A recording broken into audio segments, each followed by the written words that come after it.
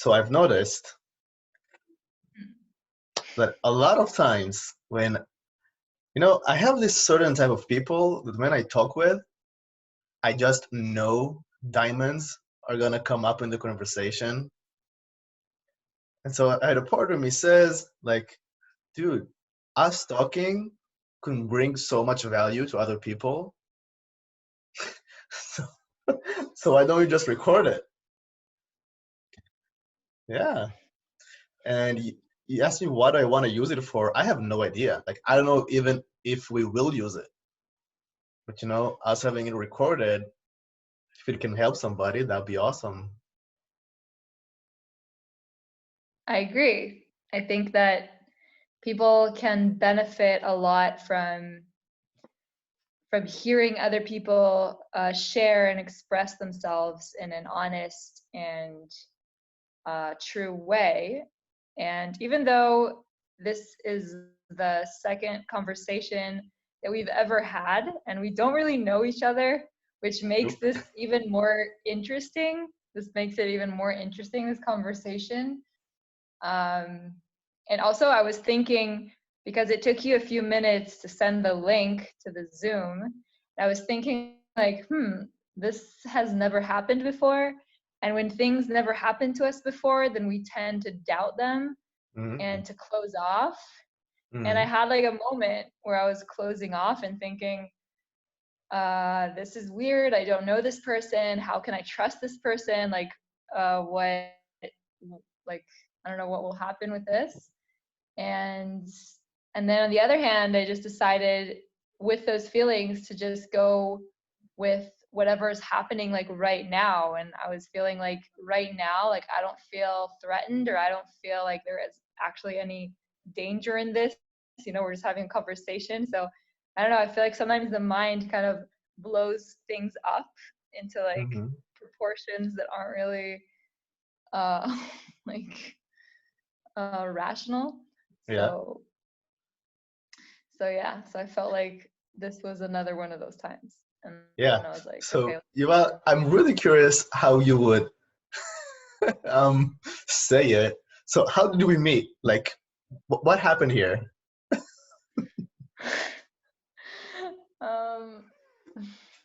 Well, first of all, I want to share that the fact that we're recording, I don't feel 100% authentic. I gotta say that. Thank you for But sharing. yeah, I gotta say that. Like I feel like I need to speak in a certain way right now, but okay, well, I'll answer your question. How did we meet? Well, you added me on Facebook, and pretty simple as that. And I don't know. I after I saw that you sent a request, I looked at your profile, and I was like, okay, this dude is uploading pretty cool content that interests me. And I said, why not? Let's approve. Let's accept. And I hoped that you would send a message, and you did. And that's it. Yeah. So when we had our first conversation, you told me that you experienced guys adding you up on Facebook, but then never sending you the message, right? Yeah. So with me, usually how it goes, like sharing my secrets. With me, if I'll add a girl, it's maybe because she did a beautiful post that I really liked, or she looks really good, or both, right? So then when I add her, usually I'm waiting to see if she's gonna engage in any way, no? And so maybe a like there, maybe a comment or whatever there, and then I'll strike up a conversation. Or she did like a cool story about something, she said something cool, and then I would comment about it. And then what I saw, I did a story about something, I don't really remember. Oh, I thought it was the post of me crying or something like that. And then I saw you reacting to it, and in my head I was like, if she reacted to that, this conversation at the minimum would probably be interesting. So that was kind of the incentive for me to send you the text or the video, actually. Yeah.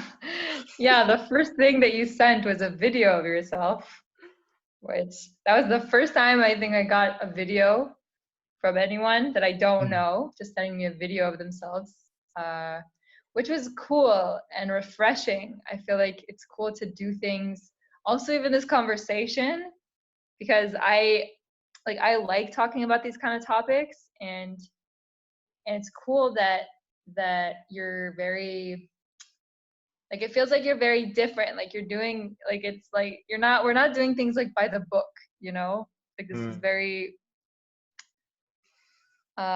you know, like you're sending a video, or, you know, just talking very openly straight away, doing this. It's, yeah, it's just refreshing, I think, doing Yeah.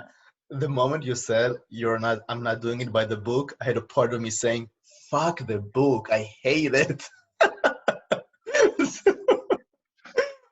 Let it this part be known.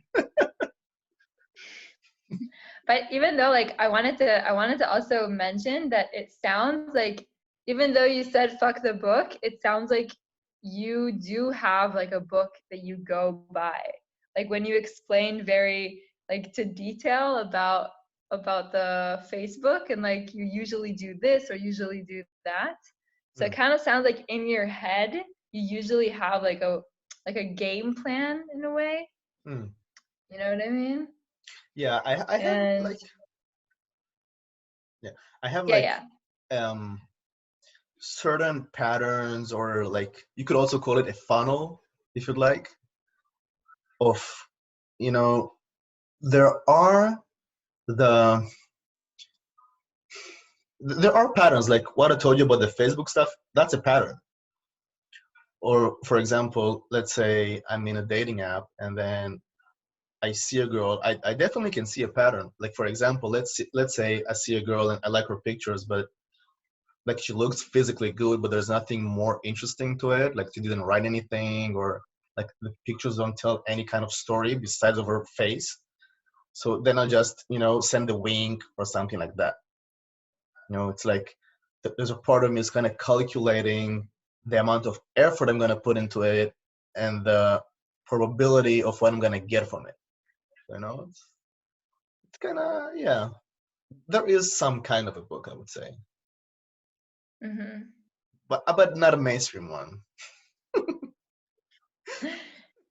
So, and your interaction with me, would you also say that that's by the book, or are you being like spontaneous and doing things differently?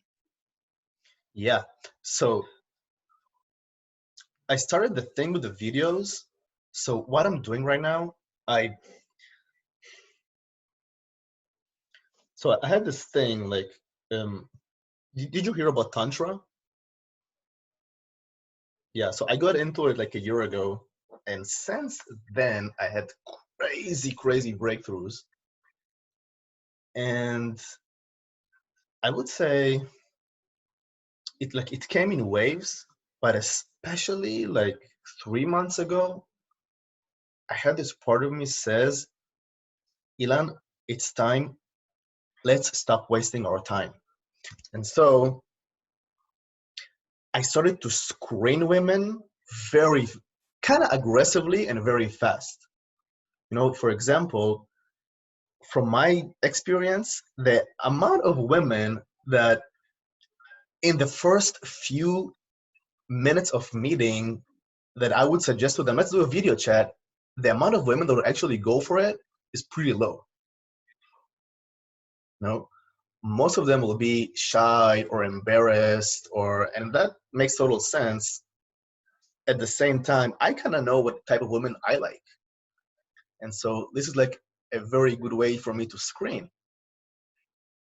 That makes sense. Mm-hmm. Mm. Yeah, Yeah. that does make sense. Yeah. And then, you know, talking a video chat, I can feel very fucking fast the vibe of the person. the nuances, if there will be or will not be a connection, and if there will be, what kind of connection, probably. And so it just makes things way more, mm,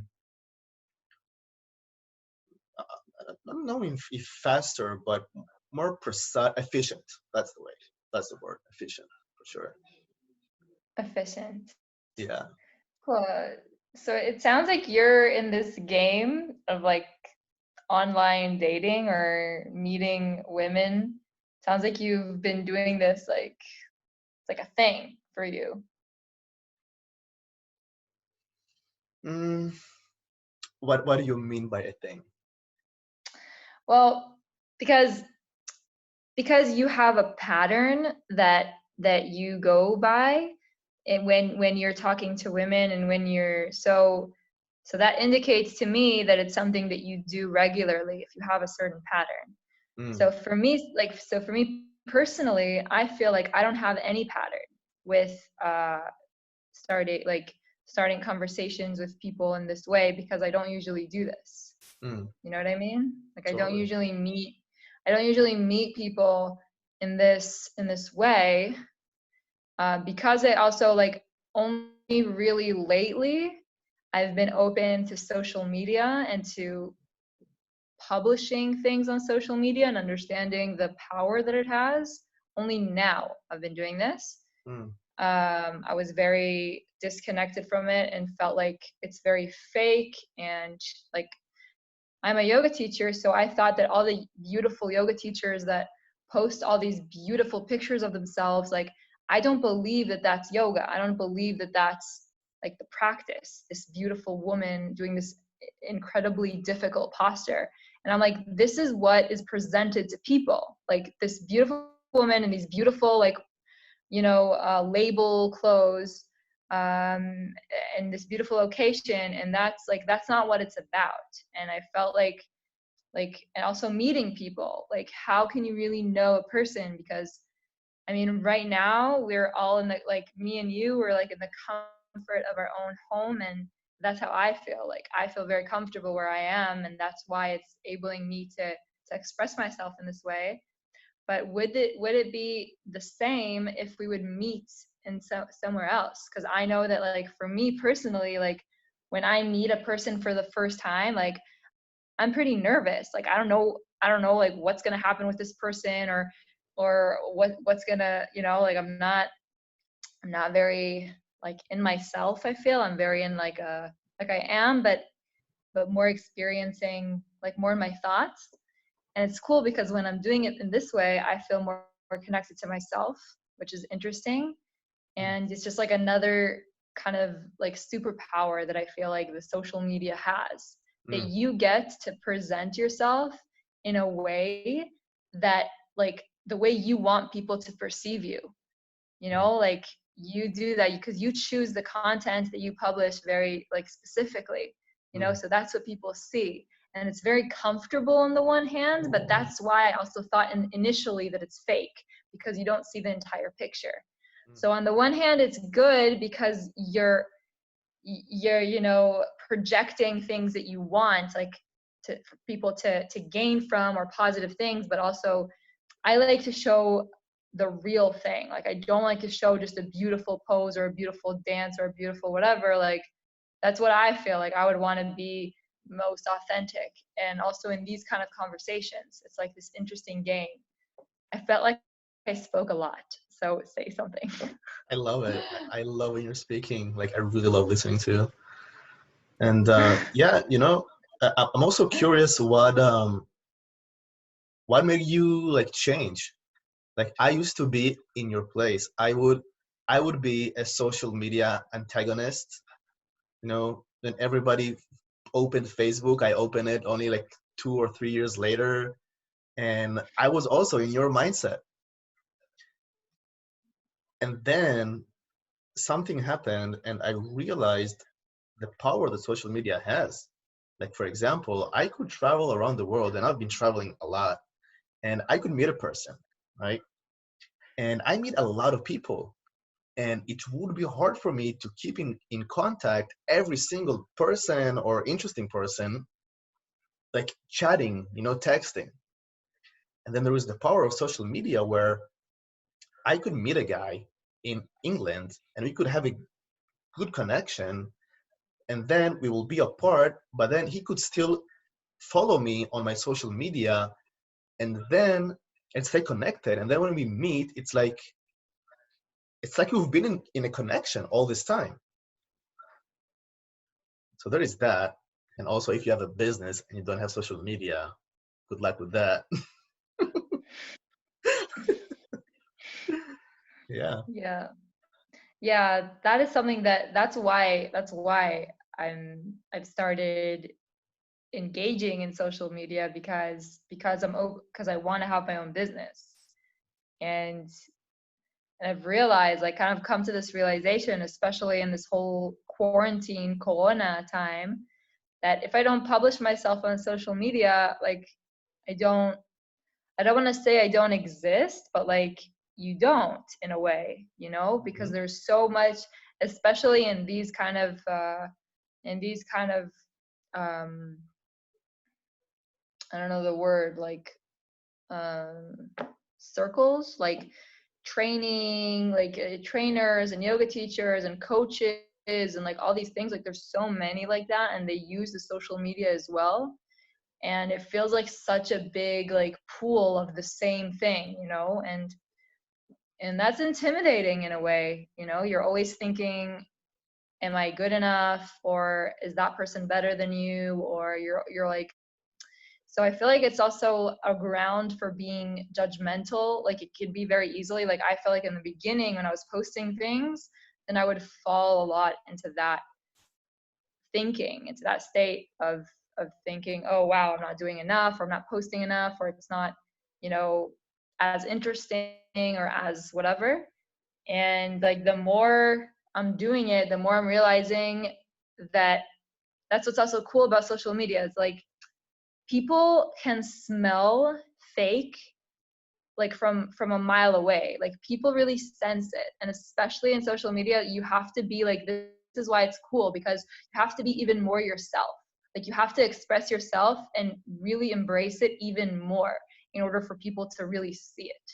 So I think that's like one of the really good things about that for me in this corona time, it it's like the song corona time, but it really it really brought out of me, like, myself, and accepting a lot of things. And because by sharing those things, you're accepting it, by sharing what you're going through and what you're feeling. So it means that you're accepting it, and you're willing to also share that with other people, which is also like, not simple all the time.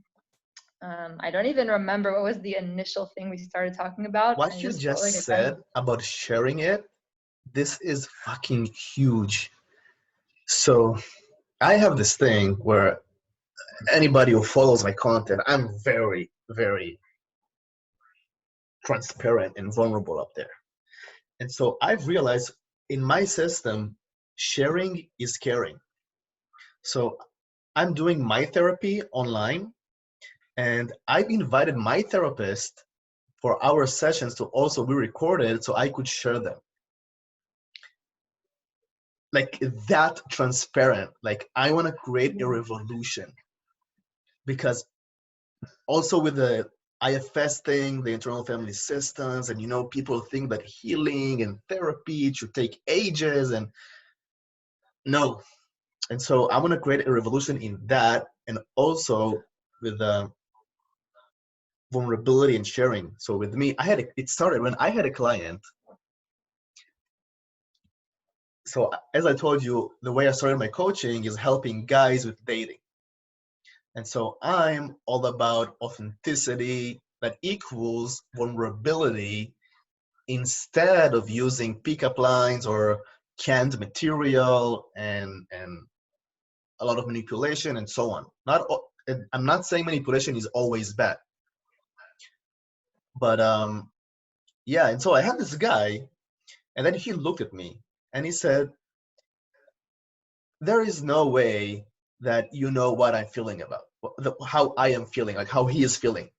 And then I looked at him and I said, if you only saw me when I was your age, like when I was 18, like this guy could not believe that I am crying at all. He thought that I am this alpha macho guy because he saw some stuff that I did, when I went with him outside and I showed him what I'm doing, and he could not believe that I'm going through this stuff.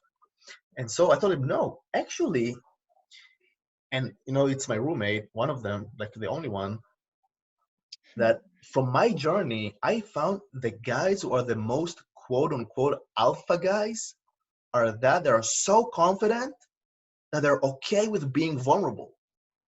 They do not, they don't have the need to put the facade of being Mr. Macho Alpha guy because they know they're okay. And so I told him, look, the guy who is now my roommate, I used to also coach him. I told him, this guy, he's also kind of famous in the dating scene. He said, yeah. The first session I had with him, he cried like a little girl. And this client looked at me and he's like, what? There is no way. And that's when but another guy. He said, what? No way. And then I decided, okay, I gotta take myself doing a session with myself, like I posted recently, of me crying, so other people could see that, you know. And yeah, and I also found out that sharing is caring. When I am showing my vulnerability, that means mostly I'm okay with it, but the biggest thing is I'm removing shame from it. Because I've already showed you how fucked up I am, so I have nothing to hide anymore. I can be free. You know what I mean? Totally. I totally know what you mean. Yeah. Wow. I really related. Like a lot of what you said was really speaking to me, and I was like relating, I think, with like most of the things that you were saying. And that's incredible that you share those kind of things. And I also wanted to ask you, like, have you ever gotten any negative messages or anything like that on social media from the things that you were posting? Like, I mean, or not negative, but things that brought up like heavy emotions for you, like, and how did you deal with that if you did?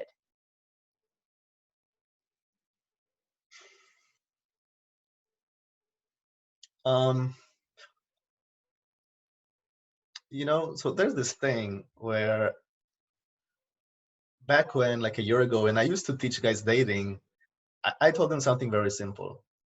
If you approach a woman and you get an immediate type of rejection, and that happens 3 times in a row, that's a sign.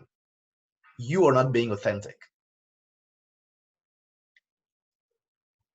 And then they went like, well, what do you mean? Like, I'm telling you, I've been through it so much. 3 times in a row, check inside, check how you feel because you're incongruent. And then the woman, she usually they are not aware enough to even understand why they are rejecting you in the first place. But I'm telling you, it's this incongruency that you're showing. It's like you're feeling one thing, but you're showing something else. And then the people, they smell it, but they usually cannot point the finger on what it is. And and then I asked him, I have a question for you.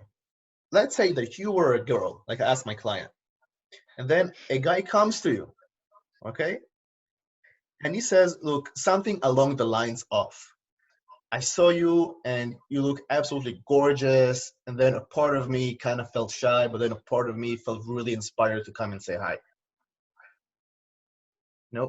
What kind of person would like harshly reject you for showing your vulnerability and giving a compliment at the same time? Usually like the maximum you will get, oh, that's sweet, thank you, but I have a boyfriend, like if she wants to be nice. Like if a woman would like lash at you, oh, what the fuck are you doing? Like a harsh rejection, that means she's probably been through some heavy, heavy stuff and she's just projecting the stuff on you right now. And this is like 1% thing. And so from my post, when I'm sharing something that is very vulnerable, of like me crying my ass off or things like that, nobody ever posts or comments something that would be like mean.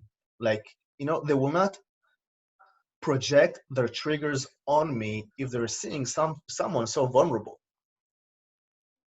Unless this person had gone through some heavy, heavy shit.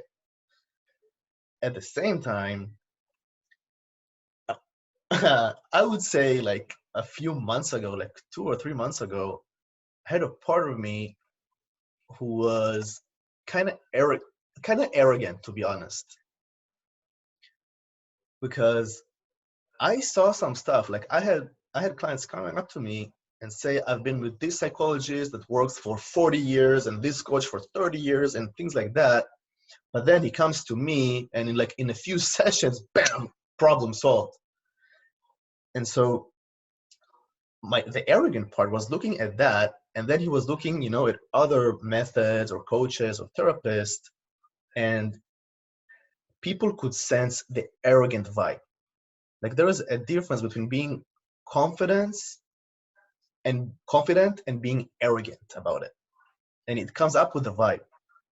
And what happened is, for that I did get comments about that. And so when I saw that, like I saw, oh fuck, I'm really triggered right now. And so I kind of dove deep into that, and then I understood why I was so triggered. And yeah, I feel like now I'm much less arrogant, but but yeah, feels like You it know was a what I long wanted ass to, answer. yeah, you know what I actually wanted to tell you, but I didn't want to interrupt you in the middle. I Yeah. was like, why don't you coach women? You should coach women on Alex. I'm like, that's what I was thinking. I was thinking like, because women, so believe it or not, like we, I mean, we all want like the same thing eventually, you know what I mean? Like, I feel like in society, so, men and women, like, there's very, very clear and distinguished, like, stigmas, when women are like this and men are like this, na na na. And I really, like, I feel like I don't believe in that, I mean, I don't shave, and I'm very open about many things, and I don't like, and let's just say that I'm not like, I don't feel like I fit into that stigma, and I don't want to. But also on the other hand, there's like, because everyone else is kind of playing by those rules, I feel specifically like that really limits me, because I recently started working in Tel Aviv in this new studio. And I mean, I know that right now, like, I'm interested in a relationship. I'm interested in, you know, like, cause for a very long time I've been not decisive about what I want to do, like with anything, like not also work wise and with myself and with other men. Like, I didn't know what I want. And I feel like these few months for me, I've really started refining and um, really tuning into what I really want. And this is something that I want to experience because I feel like I haven't experienced like a real relationship. And a mature one. And I feel like I'm very clear about like what I want. And I feel like where I'm living in right now in Tel Aviv, I'm not finding what I want because everyone is playing by like this certain game, like you say, like, I mean, like, I don't believe in men having to be the ones that will start talking to women, I don't believe in like, I don't believe in like doing certain things on certain days, or like, oh, now we're in that stage where we can do that. Like, I feel like I just want to, and like, I don't feel like there needs to be any like rule book, you know, like you have your own personality, I have my own personality, and who even knows, like I feel like a lot of men that even add me on Facebook, so they also automatically like think, okay, like I want a sexual or an intimate relationship or blah blah blah. And I'm like, why? I mean, so many things can happen, like so many types of connections can happen. Like, why does it have to be specifically that? And that automatically means, like you were talking about, you're not being authentic, like about the guys, if you get three no's. So like I feel like when you're truly authentic, like anything can be born, like any type of connection, and it doesn't matter. I mean, I know that I have a certain intention, but that doesn't mean that I'm going to project it on you. Like if that happens, then that happens, but if it doesn't mean anything. You know what I mean? Like Hmm. I'm very much trying, like with myself, this is something that I've realized really recently, where I found that like when I was just starting to talk to men because of what I want, then I started to like automatically see them in that way, regardless of who they really are. And I feel like men do that a lot. Like I want sex, or I want a relationship, or I want a certain thing, and then they go after that without really feeling Seeing the the person. situation. Exactly, not really seeing the person and only just what they want. And I was really, really noticing that about myself as well. And I stopped doing that. I was like, this is not what I want, because I don't want just a relationship. I want another person that inspires me and that we feel amazing together, and that's it. Like I don't just want a relationship. So it like I feel like it takes a lot of like listening to yourself all the time, like all the time checking with yourself, and all the time being aware that you're not, you know, being led by that desire or by that thing, because eventually if you really only listen to that desire and to that pull, then you're going to see everything like that, and everything else cancels out. And I don't and that limits you, you know, that limits you. So Yeah, yeah. yeah. I really dig into it, and I have so much to say about that. But basically, the last part, what you basically said that there is a certain part that is like fully flooding your system, and then you see the world or the guy through this lens. Or for example, yeah, you got it. Okay. So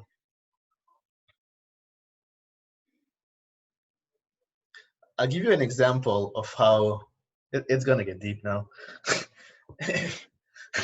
I think it did already. It can get more. Fuck it, let's do it. So I have a great example about that. So a few weeks ago, I met this girl, and you know how you said that, at first you were like kind of all over the place about what you want and so on, and then the more time passed, you're more like, okay, this is what I want, this is what I'm looking for, and so on, right? I'm in the same situation. Like I've, I think I pinpointed so precisely what I want, and that's why my screening became so fast. And what I've noticed is like that. So let's say this here is my ideal woman, okay? So let's say she is here. What I find is the closer I get to her, the more triggers come up, right? Like for example, Mm. let's say I can meet like this woman here, and she has these A, B, C qualities that I love so much, but then the E, C, and F are not really my type, right? And then I meet another girl, and now she has A, B, C, and D that I like. And this brings up more triggers in me. And then I heal that. And then the closer she gets, the more healing I'm doing with myself, because I'm just so triggered. And when I say triggered, I mean, like you said at the beginning, at first when you meet, there are parts of you that come up that are like kind of, let's say, or shy, or like defensive and so on. I can see there is someone there. Wait. There is my mom just entered and my mom just came in the room, and I didn't want to stop you. Okay, And you I can tried bring. to tell her with my eyes, I not the saw that. time. It's not the time. Hi. Hello. Sorry to interrupt. No, not interrupting at Hey, all. man. You were on a roll. I'm sorry. He was. He Anyway, was on a roll. Sorry. What's your name? And then Tamar. Tamal. Nice to meet you, Tamal. Nice to meet you too. Yeah, you raised an yeah, amazing child right there. Thank you. My pleasure. I agree. Okay. Yeah. Emma. What do you want? I just wanted to tell you we'll do movie tomorrow. Oh, you don't want to do movie now? No, it's 9:30 already. Yeah, I want to. Yeah. Okay. Then we're gonna start the whole thing. We're gonna wake up late. I have to wake up early tomorrow. Set up. Okay. Is it because of me? Because I went downstairs No. and I saw that you were talking. No, I just finished talking right now to Saba and Safta. Okay. Took over an hour. Okay. Set up. Okay. Okay. Laila Tov. Dinosaurs. Came to night. say Laila Tov. Good night. She takes after her mother. No, I'm joking. Yep. Okay, Emma. Bye. Bye. Okay. That was So the you were cutest in thing the. I've seen for a long, long time. That's my mom. Yeah. So you were saying stuff, and then you were interrupted by my mom. What were you saying? Yeah, so thinking about the ideal woman, and then the closer she gets, the more triggers come up. Do you connect the dots, or did you like disappear before I said that? No. I'm back. I'm back. Okay. And so, like, I found out that, let's say, so when I say triggered, I mean like parts of me come up, and then they could become like more impulsive, like I'm not my normal self, you know. And then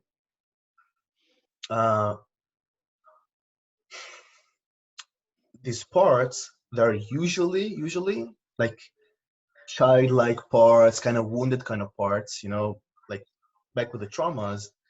And so a lot of times these parts, the mainstream will call it self-sabotage, but it's not really self-sabotage. It's either a coping mechanism or a projection. Never mind. And yeah, so like 2 months ago, I met a really cool woman, and she got really close to the type that I want, and then things like started popping up.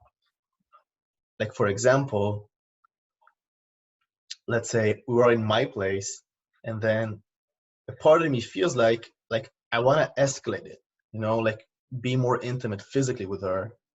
But then another part of me, my scared part, my traumatized part, is like, no, let's wait because I don't want to ruin it, or I don't want to make her feel uncomfortable, and so on and so on. And what I've noticed is when I'm not going with my inspiration and I'm kind of holding back, it doesn't feel good. And the not feeling good, this is like I call it the emotional guidance system. And the more I'm not in alignment with what I want, usually the connections that I want to continue do not really continue. Make sense? Yes. Have you had like a similar experience, like you were with a guy and then you were into him, but then he was not like going forward with the things? Yes. I like it's really funny that you say that specifically because like here, so it is getting deep. So one of my patterns, I have this pattern where, and I'm very aware of it, and right now I don't feel like I'm still acting according to that. But for many years, my pattern would be to want men that are not available, like for me, like emotionally, like specifically emotionally. Like there was something very attractive to me about wanting men that are amazing, like they're amazing humans, they're great people, but they're just not emotionally available for me right now, and usually for anyone, and it's something that, and it took me a long time to understand that, like, it's nothing to actually do with who I am, and it has a lot to do with where they are right now in their life. And I've had a lot of patterns where I would just continue to like to pursue relationships with people and connections with people that don't benefit me. And like a very important realization that I've had about relationships with people is that you don't want to feel ever that this person is taking energy from you. Like you don't want to feel like you're depleted from energy. And it's not like, there's people that say that there's emotional or like emotional vampires, and like I don't believe that, because I believe that each of it, like that we decide where to place our energy. We decide who to be with, right? And there's people that it feels like they take our energy, and it's not actually taking, it's us investing too much. Because and there's a certain limit of investing that is good for us, and then there's a certain limit that if you pass that line, that borderline, then it becomes unhealthy, because we have a very, very limited amount of energy a day. Like this is also like something that I've realized in this Corona time, that I have very limited energy a day, and I want to utilize this energy in places where I grow in, and that benefit me and benefit my surroundings. And if I invest energy in a person, in a connection, in something that isn't beneficial for me, then that's taking my energy. That's stealing my energy. That's like, I feel like for me, that's wasting it. I mean, obviously it's lessons and we learn from it. And you can also look at it not as wasting, but as just learning from this lesson. But I'm at a point right now where I'm done with my lessons. Like I know what kind of life I want, and I know how I want to invest my energy. And it's always that question. So if you are with this woman and you're thinking these thoughts about like, maybe I shouldn't, maybe I should, and you don't feel comfortable enough. So like when I'm in those situations, I like to ask two questions. So is it me or the person? What does that mean? Like, is this what I'm feeling because of a pattern? Have I seen this in me before? Or is this person bringing this up in me? Is this specific person bringing this up in me? Or both. Or both. But like, if I see that it's a pattern with myself, then I will stay in this relationship and I will work on myself.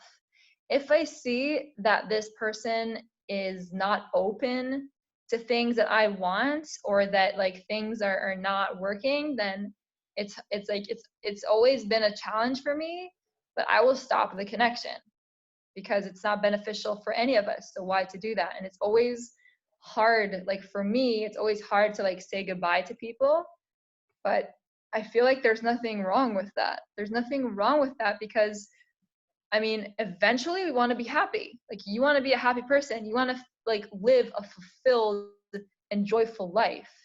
And everyone wants that. And the bottom line, everyone wants that.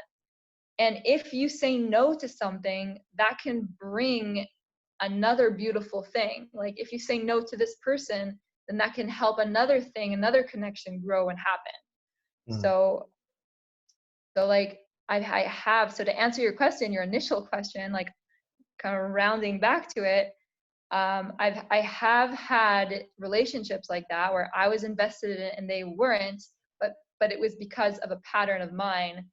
And it's, yeah, that's my answer pretty much.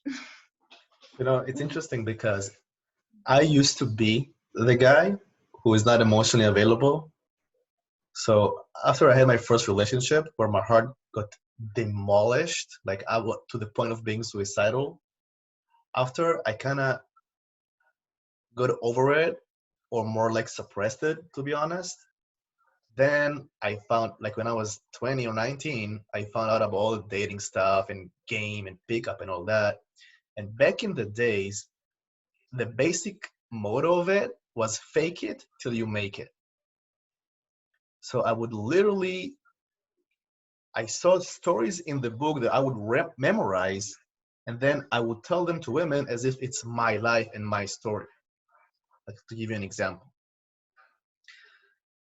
And there was also they gave the picture of how an attractive guy behaves and looks like, and what I was trying to do is to copy that and be this and to copy this kind of guy. And so what happens, it's kind of sad, but it actually worked in a way. I really started attracting women. Like after like half a year, I had sex with random girl I met at the street, and the day after, like she invited me to her place, and there's a whole story about that. But then what happened? This character of being the player, it got like so embedded in me that I became it. Mm. But the interesting thing is, my past, like all my childhood, I kind of grew up being the nerdy guy, and I lived in this Disney movie, and to be honest, I have parts of me that are so sweet. And even if I meet a girl and we have sex after 10 minutes from a club, the moment like we get out of this club, I treat her as if she's my girlfriend. Like I really care about these women. And so what happened, they suddenly got like this mixed messages. Like this guy really cares about me, and texts me all the time, and and all that. And then they get expectations, and then a part of me would also get emotionally invested, but then the player part of me was like, no way, dude, we are not gonna get hurt again as we did in the first relationship. So when I felt stuff coming up, either I would run away, or I would not be honest about my needs and what I can give to her. And so what would happen, Mm. my friends called it the 3 months rule. It took usually 3 months for the girl to fall in love and to cry because she's trying to like fix me or get me. And this pattern that a lot of women go through, like probably you had, and they always try to pull me into a relationship, but because I wasn't available at a certain point, it started to become toxic. And so, yeah, and a lot of times, because I wasn't honest about it, because I said, oh, I just don't want to hurt her. Actually, in a deeper level, I didn't want to hurt myself. Because if I would say to that woman, look, I know that you want a relationship and so on, and I'm not in this place right now, she might get hurt. And if she might get hurt, I will have a judgmental part in me say, oh, Elon, you're such a douchebag. Why are you hurting this girl? You can just give her like a white lie so she will not, go into this place until I started healing. And then I saw, holy fuck, there is a lot of damage going on here, and this pattern gotta stop. Wow. So, first of all, it kind of sounds like you're this guy from this romantic comedy. Like, and I'm not saying like any specific one because you mentioned the Hitch movie, and like I'm just saying you kind of like sound like this guy from this romantic comedy who has like the 3 month rule, and you used to be this and now you're that, and it's funny first of all. Second of all, that's really cool that you've gone through like this process with yourself. Mm. And a lot of the things that you were saying really made me feel like better about understanding what other people are going through. And like what you were saying and sharing was kind of a reminder for me that people are just scared from themselves. Like they're scared about getting hurt. And that's why people do a lot of the things that they do. And when you understand that, when you understand why other people are doing what they're doing, then you can't, then you're less mad at them. And, you know, Exactly. being mad at a person and feeling, you know, like holding a grudge, that also takes a lot of energy from you. Like, you don't want to be, like, I know about myself, like, I don't want to hold grudges for men that I felt like hurt me. I mean, I'm doing this challenge. It's called the 21 Abundance Challenge by Deepak Chopra, and one of the challenges is to make a list of all the people that hurt you. And after you made a list of all the people that hurt you and the people that you feel like are taking your energy, then you write a blessing to each one of them individually. And at the end of the blessing, you're saying that you're releasing this person, like with love. And like for me, this corona time was very healing because I had a lot of time. Because when you're with yourself, and like I told you before, like for a whole entire month, I'm only with my family, not seeing anyone. So a lot of things are coming up, a lot of things are surfacing. And because I'm with myself, I'm able to give them attention, and I give them attention because I don't have any other choice. Like, this is I decide to be present where I am and in what I'm doing, and this is what's coming up. So let's give it like attention and love and understanding. So when this challenge came up, I was like, this is exactly what I need.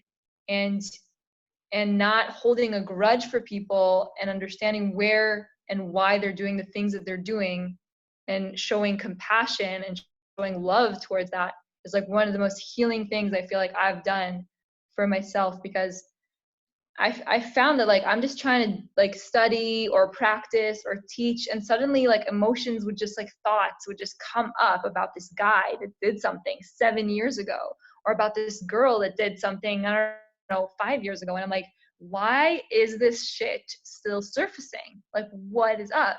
And that's happening because I've never really dealt with it. I've never really allowed it to come up. I've never really looked it in the eye. and and I feel like in this time right now, this is like all whatever I'm doing. This is literally all that I'm doing. I'm just allowing things to surface, accepting them, like hugging them, and just releasing them goodbye, and like just evacuating those things out to allow other things to enter. Mm. And again, I forgot what we initially started talking about.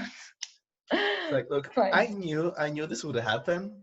Talking with you, it's like it feels like we can talk like forever and ever and ever, and somehow there was always will be a new topic to talk about. Yeah, that's true. Yeah, Yep, I you agree know, with that. I can really relate because with me, like what I'm doing, the internal family systems, other people could also label it as shadow work or inner child work and things like that. And yeah, especially this past month or two, every morning, at least an hour, I'm taking a look inside. And I had this thing like this. So there is a part of me that knows, and it can't wait for it to happen, that my stuff will explode, like be super viral and share the message and all this kind of stuff. Like this is gonna happen. But then another part of me that I feel like right down there near my bladder is kind of like trying to hold it back, like the part just want to like be free and do all these things, but then another part like holding it back. No, don't do it, don't do it. And so whenever a person comes to me or whatever, and they say, I want something in life. It doesn't matter what it is, a relationship, bigger business, an inspiration to do something. It doesn't matter what it is. What I would say, check the resistance to it. So I had this client a few days ago. He has this thing with smoking weed, and he's also on meds, and so I kind of invited him to start to lower the weed consumption, because when he will lower it, it will make other parts of him become online, and we could, develop intimacy with them and do like healing in a deeper level. And so he had a part like, no, I don't know if I want to do it, blah, blah, blah, blah. And then in the end of the session, he goes like towards the end, he goes like, I wonder if I will have the willpower to not smoke tonight. And then I told him, it's not really about willpower. It's about the resistance. Like if you solve the resistance to it, it will happen naturally. Does that make sense? Like That makes a lot of sense. And that's so funny that you said that, because I wrote a post about that on Facebook, like in other words, relating to yoga. That really? That like I wrote about how we have our favorite poses or exercises that we like doing, like the things that we like doing and enjoy doing. And then we always have those poses or those exercises that we don't like, that are harder for us, that make us feel crappy, or that, like just surfaces things up, or just makes our body feel uncomfortable. And usually we shy away from that. Like we don't go towards those exercises or those stretches or those things. And what I said was like, that is exactly where we want to put like our attention and our awareness. Like actually in the places where we have that resistance. There's a certain yoga class called yin. It's a certain type of yoga where you spend minutes in a pose, like a few minutes in a pose. Usually it's a deep stretch and your muscles are on fire. And what you do there is literally like what we're talking about, is when you practice, like the whole practice is releasing that resistance. Because the moment that you release the resistance towards the posture, the stretch, then everything is like bread and butter. Everything just melts and it's like, it feels great. But it's the resistance to it that feels so uncomfortable. And that uncomfortable feeling is what we don't want to experience. And that's why just the avoiding it, like your client, where he said to you that he doesn't know if he can stop the weed, if he'll have the will, like just the fact that he even like said that, just the fact that like he's kind of reviving that in himself and validating for himself that he won't be able to do it. Like, will I have the will? It's like we always have a choice. And if he would really want to do that, because I know about myself, like I've dealt with many, like not many, but I have dealt with my own fair share of not addiction to like drugs or anything, but like related to food wise, like eating unhealthy and whatever. Like if you reach a point where you really know that this is unhealthy for you, and you really deeply understand that, and you really want to make a difference, then you will want to succumb to the like, you will want to just surrender to that resistance, and just allow it to be, and just breathe into it, and just because you understand that's the only way. It's a portal. Like you have to experience this resistance and this uncomfortableness, because the fact that you're not doing that is reviving the problem every time. What you resist persist. Yeah, pretty much. Are you vegan? I'm not sure exactly what I am. I said that I watched the Game Changers when I was here in this quarantine, and it really affected me. And I tried to be a fruitarian and raw vegan. Like I Me tried all too. these different things. Yeah, like, and actually nothing, like I didn't feel like it could stick. Like I felt like I because also then like my state of mind was different, and I feel like a lot of when you want to change something, anything in your life, you have to be in the right state of mind, because like and your intention has to be very, very clear about why you're doing that.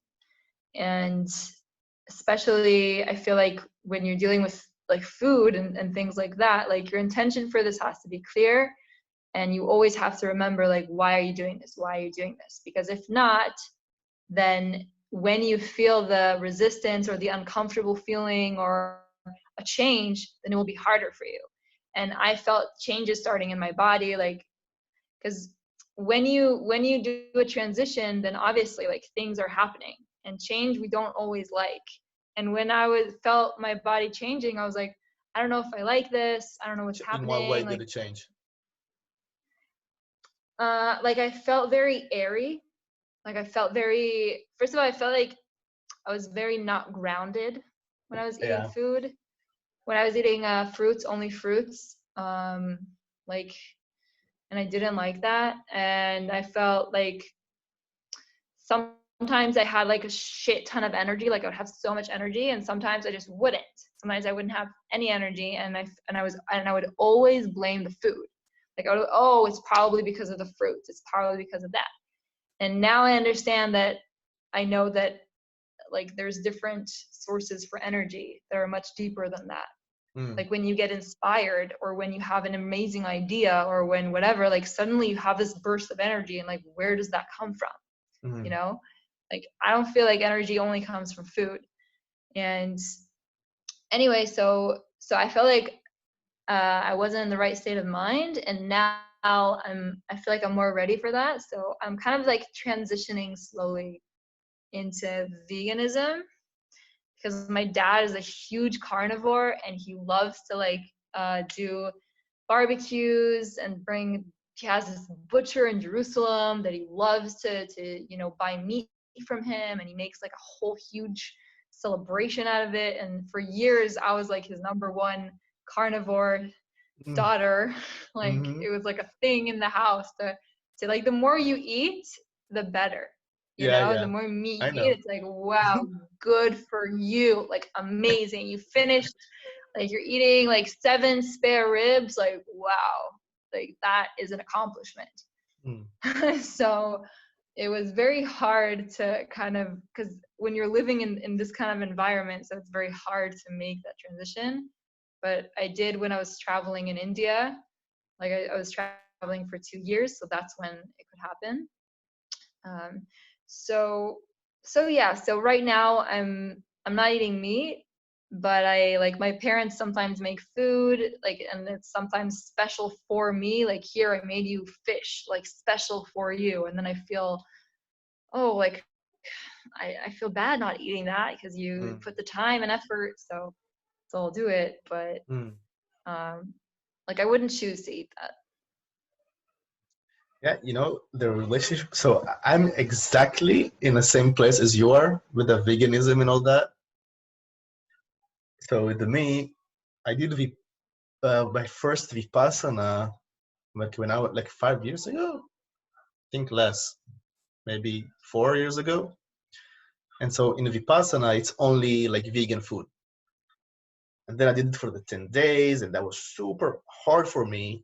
The food, I knew that food would be a challenge for me, because only later I realized how much of my traumas are related to my digestive system. Like, I would eat emotionally like crazy. It's like I'm lucky to have this fast metabolism, because if I would not have that, I would probably be obese. like, at least there's that. And so after the first Vipassana, I came back home, and then I just went into Facebook, and I saw this random post on like this video about pigs. Not, gross stuff, just seeing pigs that are so intelligent. And I saw there is no difference between this pig and my dog. And when I saw that, I had this burst of compassion towards these pigs, and I started crying. And then I was like, fuck it, I'm gonna go vegan. And it lasted about a week and a half, I think, before before my emotional eating took over me. And yeah, and then like 1 year ago, I found out about a diet, like the raw vegan, called 80-10-10. That it's about like fruits and eating raw basically. And I tried that for the also for the compassion, but I would say more for the health benefits of it. And that was insane. Let's say I would need to use like 8 hours of sleep when eating raw, 6 hours, and I could not sleep anymore. Like I would wake up full of energy. Let's do something, and that was insane. On the other hand, I had the need to eat so much all the time, and I also felt the not being grounded. And yeah, and to bring it back to like nowadays, I just noticed that, and I'm still trying to find the right match for my system. I've noticed that sometimes when I eat meat, I get so heavy and it just drains my energy out. And I was kind of tripping a few days ago and I ate cheese and chicken before that. And that was insane because, you know, when using this kind of stuff, it brings me to a certain type of vibration, like a higher vibration. But then in order to be in that vibration, I couldn't eat food that are in a lower vibration, like dead carcasses and cheese and things like that. So my body wanted me to puke it. And I ate like the day before. So I puked like crazy. And when I puked it, I literally saw the traumas of the animals that I ate. Damn. Yeah, it was insane. Like I felt like it's starting the trip, and then the moment it started, my stomach started to twist, and I'm like, it will pass, and then after like, okay, I have to like to puke. I went to the toilet. I put my head like in front of the toilet. The moment the food came out of my mouth, bam! I saw the chickens. I saw I also had a little bit of cow. I also saw the calf. Like I saw this stuff when I was puking. And then like I Whoa. opened my eyes and I'm like, holy shit, dude. And then I felt more coming and I did it more. And then after that, and that happened like 3 or 2 days ago. I think 3 days ago. And after that, I'm like, okay, I'm gonna cut the animal products. Wow. Yeah. And I still God. feel the crave. My roommate, he's like your dad, basically. He loves meat and barbecue and all that. And yeah, let's see how it goes. But yeah, Wow. Wow. That sounds like a crazy intense like experience. yeah, Like, wow. I mean, I, I've recently been feeling like, because I kind of made this decision, like I'll be vegan, but I'll only eat fish once in a while because there's this like bug in my head about protein and like I likewise. need enough protein. I'm like working out so much and practicing, and I want my muscles to heal as fast and recover and like blah blah blah. So I was like, okay, I'm gonna eat this, but then um I was starting to eat fish like every day because of this like craze The thing in my same. head. I was like, okay, I have to have my enough protein for the freaking day, so I, get my the whatever that I'm healthy and blah blah blah. And then eventually my body just started repelling it. Like I made my own fish for the first time, And I don't think it was cooked enough or something, because when I ate it, I felt so sick and I wasn't sure. Like my parents also took a bite and they were like, what are you talking about? It's fine. But when I ate it, it just felt like, ugh, like I was about to throw up. And ever since, and that happened like 2 weeks ago, ever since I can't eat that. Like I can't eat fish, or I like animals in general, like I don't eat anymore. And fish was like that only exception, like once in a while. And now I feel like I can't even touch that. Like I can't, like Mm. no way. And, but I do have like a very, have this love for cheese that, Mm. I mean, I don't eat a lot of dairy products, but like melted cheese Mm. is I like, see your it's like a, passion for that. yes, it's like a love. It's seriously like one of my loves in life. It's amazing. Um, so I'm trying, one of the other things that I'm trying to do here is find, really, because I love food. I mean, I live in a house that, I mean, food is valued here very highly, and like Mm. also like the quality of it. So right now I'm looking for things and different like alternatives and really good, yummy recipes for vegan, for vegan meals. Also that are like high in protein and fat and like, and good nutrition, like things that have enough nutrition for like a Mm. person that works out a lot. Um, and and I feel like if we really like, if I really want to make this transition in my life and make it stick, like I need to enjoy myself, all Exactly. the time. Mm. Like I need to, like, every meal should be great. Like obviously it doesn't have to be like gourmet, crazy, insane, fancy, but I need to enjoy it because I eat not only to, like, for me eating is like pleasurable, I Mm. mean, obviously I see it as energy and as fuel, but I feel like this is another thing that we can enjoy life from. Like, I don't know, another thing that I've really noticed like when being here is that I really want to enjoy like the very small things in life, like the smallest things, like that sip of the tea or coffee that you have in the morning, or like a gentle breeze, or that first bite that you have of the day, and so I'm really trying to put effort into those small things, and food for me is like, it's a small but huge thing Mm. that that like when I really put the time and effort in it, then it will stick. Because right now I'm eating, like, I think I'm one of the only people that I know that have, like, I lost weight while I'm in this corona time, and everyone's just gaining and eating and but because I have the time to actually put the effort in it, so I'm making really good things. I'm Mm. making really awesome things. And when you make a really good meal that's satisfying and that tastes great, like, you don't feel like eating all the time.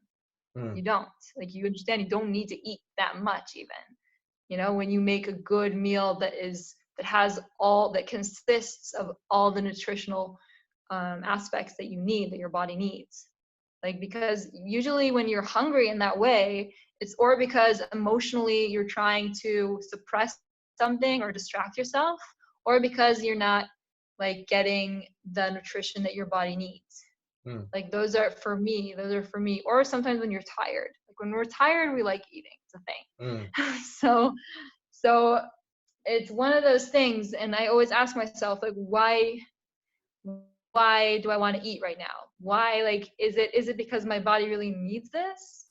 Or is it because I'm just bored? And sometimes I feel like it's totally okay to eat emotionally. Like, as Mm-hmm. long as you're aware of it and you're doing it, like, in a, you're not eating like 3 bucket loads of like chocolate, like, bars or whatever. Like, if you're if you're eating something healthy and it's, good for you, then I don't feel like it's something bad. Mm. Wow, I spoke a lot. Mm. Wow. With me, I'm kind of less Like I could eat food that tastes okay as long as it gives me the nutritions and the energy that I want. But for me, the thing is putting the time and effort into it. This is my Mhm. sticking point. Like when I just think about finding a recipe and then putting the time into it and going by the groceries, like there's so much energy and time that goes into it.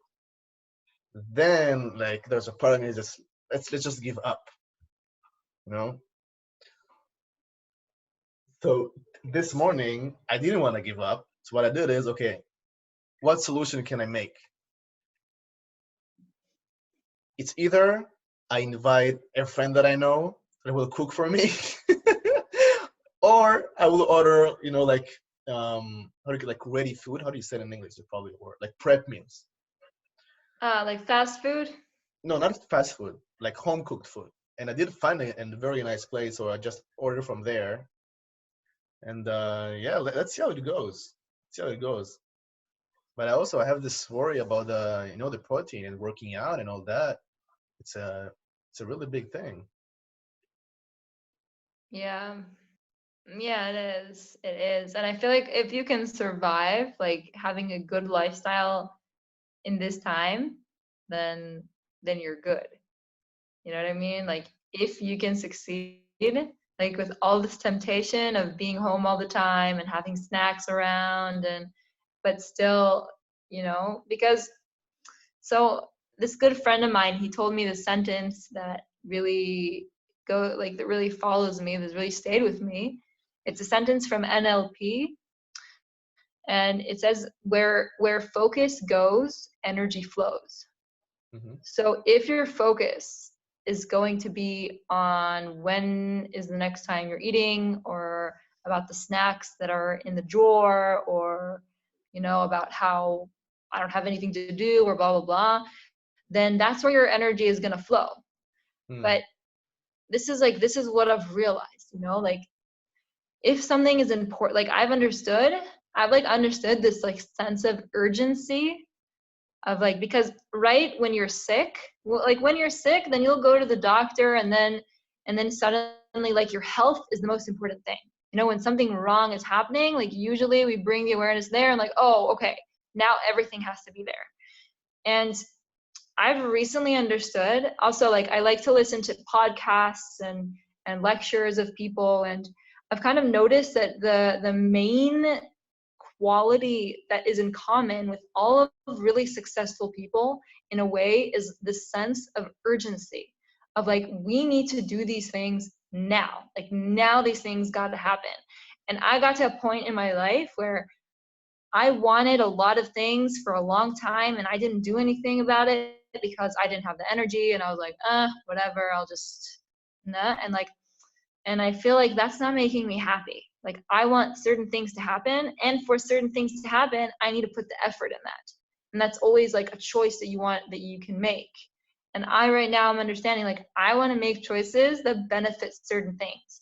So like I said before, like we have only a certain amount of energy, and I know exactly where I want to divide that. And one of those things is in food, like, and it's just about making that decision with yourself about like what is important to you.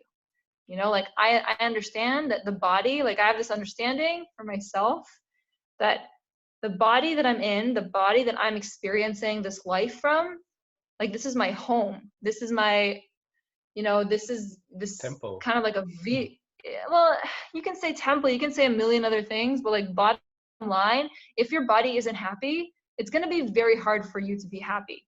Even if emotionally you're amazing and fulfilled, and if you're sick, if you feel pain in the body, if you feel any stillness or stuckness or whatever, it's going to affect you emotionally. And I mean, it's also transversal. Like if emotionally you're not good, the body's going to feel it. But I feel that the body has memory that the mind doesn't. Like this is something I've been studying a lot about, different techniques of meditation and everything. And like when we train the body to do certain things, then the mind kind of like adapts to it in a way, you know? Like if I like, so it's kind of like inserting a habit, like inserting a habit in your life. Like if you want a habit to be part of your life seamlessly and effortlessly, then I find that you need to do it even though you feel like, oh, I don't have any energy right now, or I don't have any of this or any of that. Like even in those times, like do the things that you wanted to do, that you set for yourself, because eventually, like it's not going to be energy consuming, because we go into this state of, because we usually, wow, I can like talk about this for hours, but because we usually go into the state of autopilot, like that's usually how we live our life. This is the most like this is how the mind works. You know, there's moments where we're on autopilot, and then there's moments where we are aware. And I want to turn my autopilot moments when I live into moments that are like that are beneficial for me, you know, and instead of my autopilot being not doing anything and just sitting around and being lazy and blah blah blah. Like I want my autopilot to be, you know, cooking something or studying or reading, you know, because there's people that do that, and that it's not that much effort for them. You know what I mean? It's like the more you get fit, the less energy it takes you to do every exercise, and then you progress. So it's the same way. Wow, I just dove deep into like something with myself. Um, Wow. yeah, Okay. so there's this thing, this how habits affect us. And from my viewpoint, it depends, first of all, about the autopilot thing. My purpose or my intention is to have more and more aware time than autopilot time, right? So this is the first thing. Second thing, with habits, the question is, are we going to use willpower in order to, install this habit, or we could we could check why do we have the habit in the first place and solve it from there, or check the resistance to fixing or changing the habit. So from what I found is, our actions, they come either from a place of inspiration or desperation. So coming from a place of inspiration, usually it's with very minimal amounts of resistance. But if it comes from a place of desperation, we're basically kind of bulldozing something or trying to divert our focus from something and to go there. Like, for example, I'm very inspired to talk with you because I'm so curious to see what will happen in this conversation. Or this is from inspiration. A desperation place would be like, I so want to talk with you right now because I don't want to feel lonely in my bed watching Netflix. Does that make sense? Like, where is Yeah. my action coming from? Yeah. And so, yeah, with me, like, for example, like the best example, when I finished my studies, I did like the level 3 of the things that I'm doing. I wanted to have the habit of waking up in the morning, writing some vision and going for a run. And I used so much energy and willpower, it's a habit. They say that if you do a thing for a certain amount of days or times, it becomes a habit. I don't remember the number, but I was always like using the willpower and using the willpower and using the willpower. And then what happened? I went to the course and I was like in Italy for a week. And it's not only teaching, it's also a lot of internal work. And I did a lot of stuff there. And when I came back, because of the things that I healed inside, waking up in the morning and doing the run and writing the vision, it became so smooth and so easy. Why? Because I just saw the resistance to it. That's it. And then I didn't have to use the willpower. That makes sense. How did you solve the resistance? So this is with the internal family systems, the parts work or shadow work and all that. So remember how I told you that it doesn't matter what you want in life, you will attract it unless you have resistance to it. And this is because the way this universe works, it's like a 360 degrees mirror hologram, right? So whatever happens outside is actually a reflection of the inside.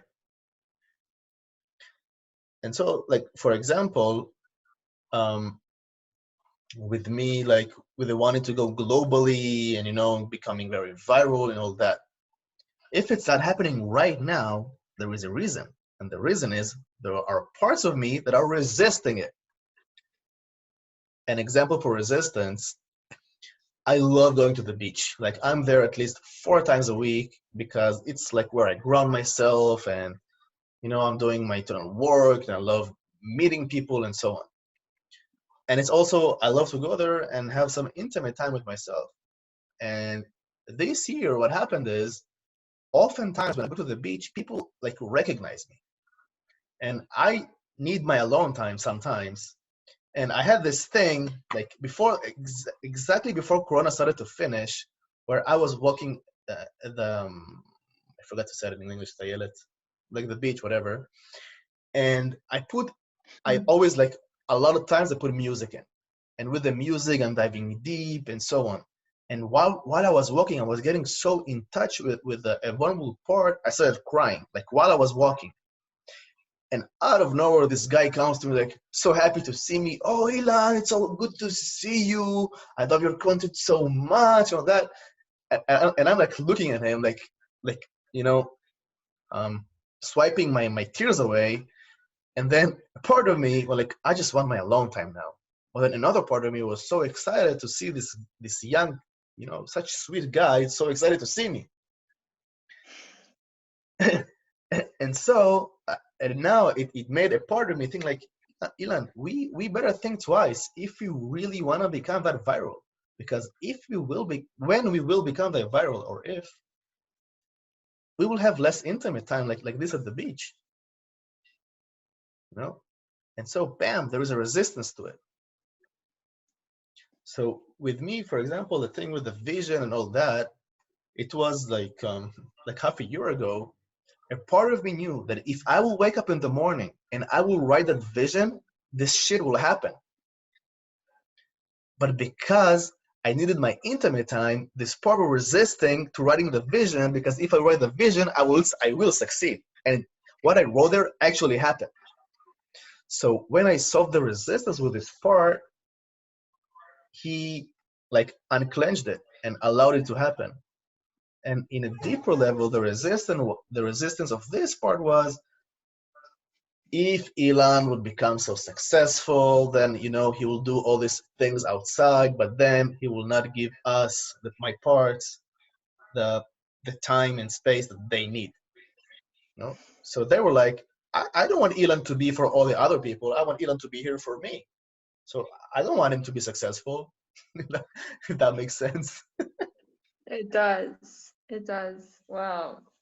Wow. Like the amount of things that you said that resonate with me is crazy. Because, I mean, on the one hand, I also want to, be viral and have my content, everywhere and people reading it and sharing it and engaging with it. But also, I feel like there's a lot of insecurity, like about how good of a teacher am I? Like, do I want everyone to be exposed? Like, am I real? Am I authentic? Am I good enough? So like all of these thoughts, I feel like are like you said, that thing that is like pulling you down in a way, or that resistance. So I totally resonate with that. And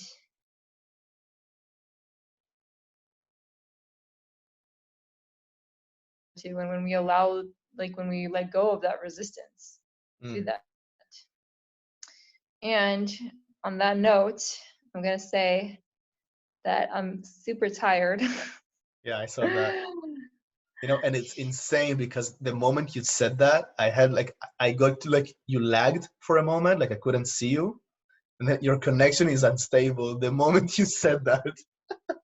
Really? Yeah. Wow. That's Yeah. pretty accurate. Yeah, yeah. Yeah, so how was this conversation for you? Wow. Wow. It was like, oh my God, you know what's really crazy? Like before I was talking to you, so there's this amazing yoga teacher that she has this boyfriend and they do the most beautiful videos ever together, okay? And I like to watch their content and I like to watch them sharing things because the way that they speak is just inspirational, those people that just talk and you're like, wow. So before I was talking to you, I was looking like because I feel like I absorb a lot of energy just from people sharing or just from people being whoever they are. So I was looking at their video and I'm like, wow, they're just sharing things in a video and I'm like thinking that's awesome and how I would like to do that as well. And then suddenly you offer this, which is something that I was just thinking about, that like I want to do this. Like this is something that I feel passionate about, sharing things and talking about topics and whatever. And like, and then suddenly you come up with this idea and that's like, this is really cool. Yeah, yeah. And, Yeah.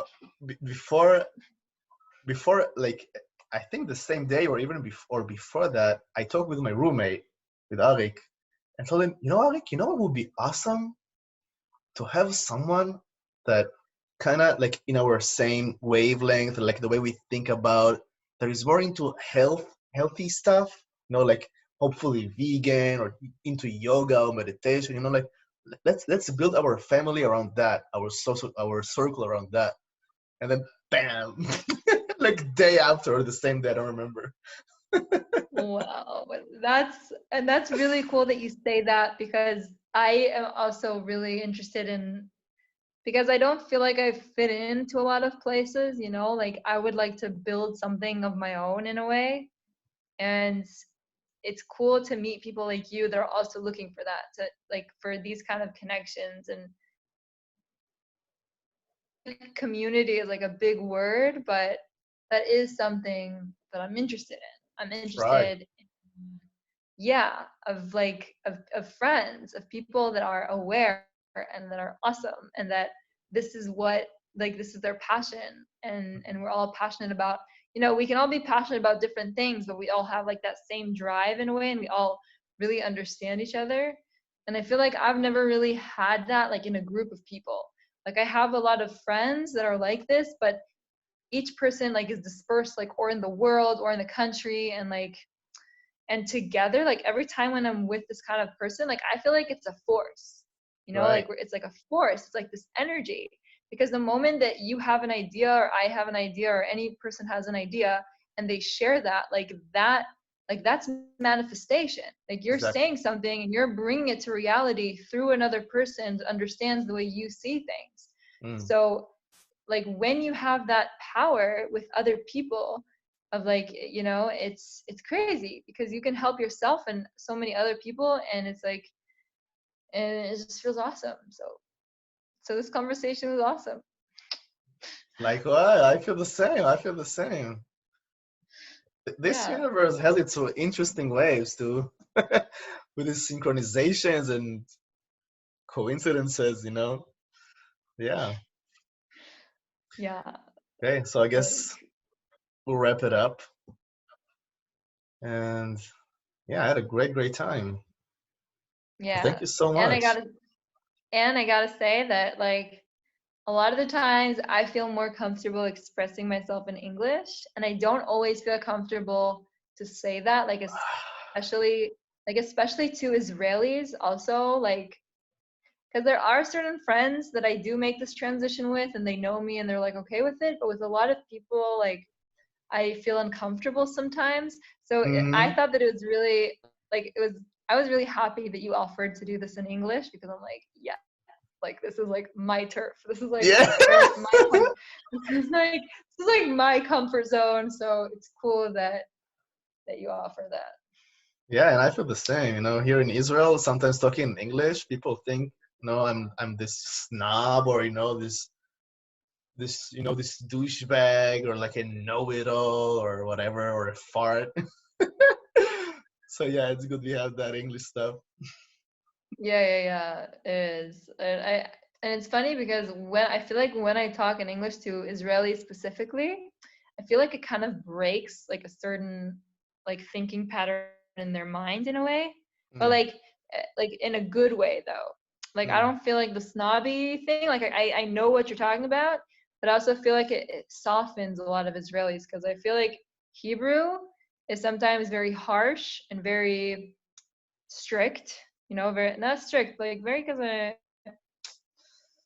I don't know how to explain it. Like it's a very like I love Hebrew. I think it's beautiful, but it's also very heavy sometimes. It's like kaved, like mm, כשאני מדברת בעברית, הקול שלי נמוך יותר. My mm. voice is a lot lower, everything's a lot more deeper, everything's a lot more And when I talk English, I feel a lot lighter. I feel like the words are more kind of just rolling off my tongue, Yeah. you know? Mm. Yeah, I feel you. So we can just continue talking forever Forever. and ever. Yeah. Pretty much, yeah, pretty much. Yeah. Um, so I'm wondering if will you use this? Like, I'm wondering. Would you like me to? I don't know. I'm not sure. I don't know. Like, Only if you want. how would you use this video? Like, what would you do with it? I'd probably upload it to my social media and YouTube. I'm also have an interview like tomorrow or in 2 days. So I'm gonna stack those on the YouTube channel. And yeah, and I have a part of me that says, like, looking back to this, like 3, 4, 5 years from now, like I would probably laugh my ass off watching it. Like in a good way, like, oh my god, we've gone so far since then. Yeah, I hope so. I hope that you'll do that. I know so. Well, anyway, I thought it over and I think that I'm cool with you using this. Hmm? And yeah, I'm cool with you using this as content Cool. for whatever you. Yeah, well, at least now I think I am. Maybe when I'll see it, I'll feel otherwise. I don't know. But Yeah, so I, I'll I let you will know. up, I could upload it, so, and then like only you could see it, and then see how you feel towards it. And let's see how I feel towards it as well. But I will probably be like, I don't care. So I already know. Okay.